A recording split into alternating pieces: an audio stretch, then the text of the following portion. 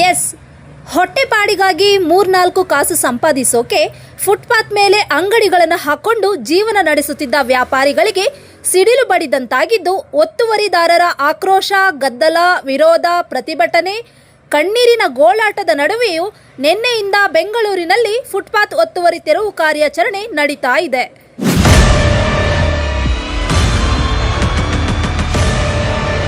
Silicon city ಮಂದಿಗೆ ಪಾದಾಚಾರಿ ಮಾರ್ಗಗಳಲ್ಲಿ ಓಡಾಡಲು ಅವಕಾಶ ಕಲ್ಪಿಸಲು ಬೆಂಗಳೂರು ಪೂರ್ವ ನಗರ ಪಾಲಿಕೆ ಸಮರ ಸಾರಿದ್ದು, ಗ್ರೇಟರ್ ಬೆಂಗಳೂರು ಅಭಿವೃದ್ಧಿ ಸಚಿವರ ಕಟ್ಟುನಿಟ್ಟಿನ ಸೂಚನೆಯ ಮೇರೆಗೆ ಬುಧವಾರ ಪೂರ್ವ ನಗರ ಪಾಲಿಕೆ ವ್ಯಾಪ್ತಿಯಲ್ಲಿ ಬೃಹತ್ ಒತ್ತುವರಿ ತೆರವು ಕಾರ್ಯಾಚರಣೆ ನಡೆಸಲಾಯಿತು.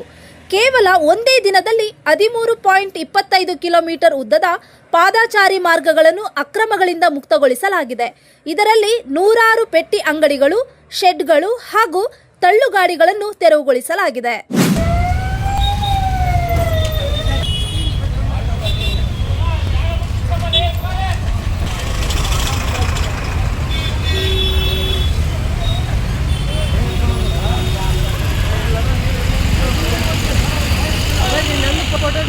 ಇನ್ನು ನಗರದ ಪ್ರಮುಖ ರಸ್ತೆಗಳಲ್ಲಿ ಫುಟ್ಪಾತ್ಗಳನ್ನು ವ್ಯಾಪಾರಸ್ಥರು ಮತ್ತು ಕಟ್ಟಡ ಮಾಲೀಕರು ಅಕ್ರಮವಾಗಿ ಒತ್ತುವರಿ ಮಾಡಿಕೊಂಡಿರೋದ್ರಿಂದ ಸಾರ್ವಜನಿಕರು ರಸ್ತೆಯ ಮೇಲೆ ಓಡಾಡುವಂತಾಗಿತ್ತು.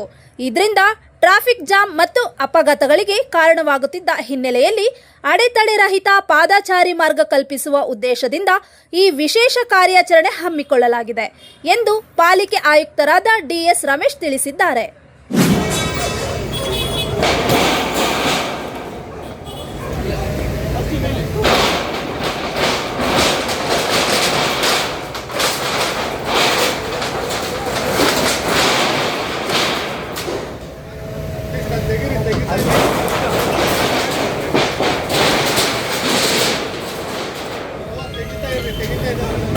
ಈ ಅಭಿಯಾನಕ್ಕಾಗಿ ಇಂಜಿನಿಯರಿಂಗ್, ಆರೋಗ್ಯ, ಬೆಸ್ಕಾಂ, ಜಲಮಂಡಳಿ ಮತ್ತು ಪೊಲೀಸ್ ಇಲಾಖೆಗಳನ್ನು ಒಳಗೊಂಡ ವಿಶೇಷ ಜಂಟಿ ಕಾರ್ಯಪಡೆಯನ್ನು ರಚಿಸಲಾಗಿದ್ದು, ಪ್ರತಿ ವಿಭಾಗಕ್ಕೂ ಒಬ್ಬೊಬ್ಬ ನೋಡಲ್ ಅಧಿಕಾರಿಗಳನ್ನು ನೇಮಿಸಲಾಗಿದೆ. ತೆರವುಗೊಳಿಸಲಾದ ಜಾಗವನ್ನು ಮತ್ತೆ ಒತ್ತುವರಿ ಮಾಡದಂತೆ ತಡೆಯಲು ಪಾಲಿಕೆಯ ಮಾರ್ಷಲ್ ತಂಡಗಳು ಹಗಲು ರಾತ್ರಿ ಗಸ್ತು ತಿರುಗಲಿವೆ. ಒಂದು ವೇಳೆ ಮತ್ತೆ ಒತ್ತುವರಿ ಕಂಡು ಬಂದಲ್ಲಿ ಭಾರೀ ಮೊತ್ತದ ದಂಡ ವಿಧಿಸುವುದಲ್ಲದೆ ಅಂತಹವರ ವಿರುದ್ಧ ಕ್ರಿಮಿನಲ್ ಪ್ರಕರಣ ದಾಖಲಿಸಲಾಗುವುದು ಎಂದು ಆಯುಕ್ತರು ಎಚ್ಚರಿಸಿದ್ದಾರೆ.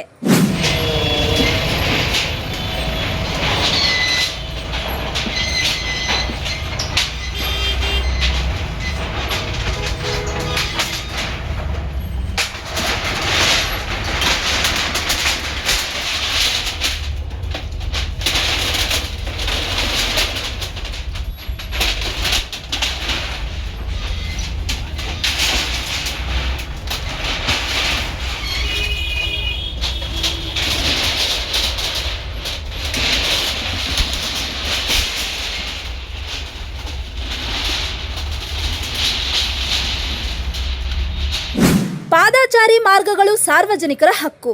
ಅಂಗಡಿ ಮಾಲೀಕರು ಮತ್ತು ಬೀದಿ ಬದಿ ವ್ಯಾಪಾರಿಗಳು ಸ್ವಯಂ ಪ್ರೇರಿತವಾಗಿ ಒತ್ತುವರಿ ತೆರವುಗೊಳಿಸಬೇಕು. ಇಲ್ಲವಾದಲ್ಲಿ ಪಾಲಿಕೆಯು ಮುಲಾಜಿಲ್ಲದೆ ಕ್ರಮ ಕೈಗೊಳ್ಳಲಿದೆ ಎಂದು ಹೇಳಲಾಗ್ತಿದೆ. ಒಟ್ಟಿನಲ್ಲಿ ಹೇಳೋದಾದ್ರೆ, ಬೀದಿ ಬದಿ ವ್ಯಾಪಾರಿಗಳ ಕಣ್ಣೀರಿನ ಕಥೆಯನ್ನು ಕೇಳೋರು ಇಲ್ಲದಂತಾಗಿದ್ದು, ಸಾರ್ವಜನಿಕರು ಮುಕ್ತವಾಗಿ ಓಡಾಡಲು ಈ ಅಭಿಯಾನ ಸಹಾಯ ಮಾಡುತ್ತಾ ಎಂದು ಕಾದು ನೋಡಬೇಕಾಗಿದೆ.